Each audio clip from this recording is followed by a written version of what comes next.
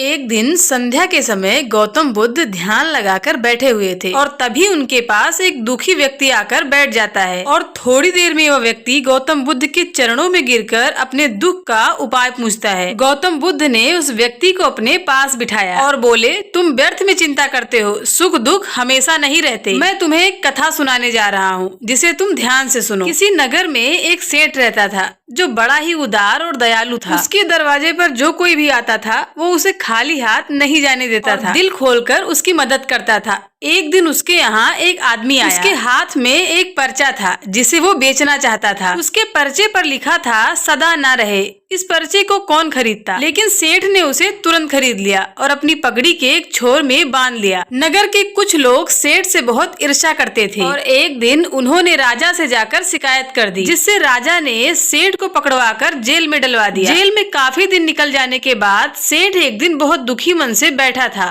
कि वो क्या करे। उसे समझ में कुछ नहीं आ रहा था और एक दिन अचानक सेठ का हाथ उसकी पगड़ी पर पड़ गया। उसे वो पर्चा मिला और वो पर्चे को पढ़ने लगा। उसकी आंखें खुल गई और उसने मन ही मन कहा, अरे तो दुख की बात क्या है? जब सुख के दिन सदा ना रहे तो दुख के दिन भी सदा ना रहेंगे। और इस विचार के आते ही वो बहुत जोर जोर से हंसने लगा और वो कुछ देर तक हंसता रहा। जब चौकीदार ने उसकी हंसी सुनी तो उसे लगा सेठ दुख के मारे पागल हो गया है। चौकीदार ने राजा को खबर दी। राजा आया और सेठ से पूछने लगा कि तुम किस बात पे हंस रहे हो? सेठ ने राजा को पूरी बात बताई। सेठ ने कहा, राजन, आदमी दुखी क्यों होता है? सुख दुख के दिन तो सदा बदलते रहते हैं। सुख और दुख जीवन के दो पहलू हैं। अगर आज सुख है तो शायद कल दुख का दिन भी देखना पड़े और अगर दुख है तो सुख का दिन। ये सुनकर राजा की आंखें खुल गई और उसने सेठ को जेल से निकलवा कर उसके घर भिजवा दिया और सेठ अपने घर पर खुशी खुशी रहने लगा, क्योंकि उसे ज्ञात हो गया था कि सुख और दुख हमेशा नहीं रहते। भगवान गौतम बुद्ध के मुँह से ये कथा सुनकर उस व्यक्ति का मन हल्का हो गया। उसने गौतम बुद्ध को प्रणाम किया और अपने घर चला गया।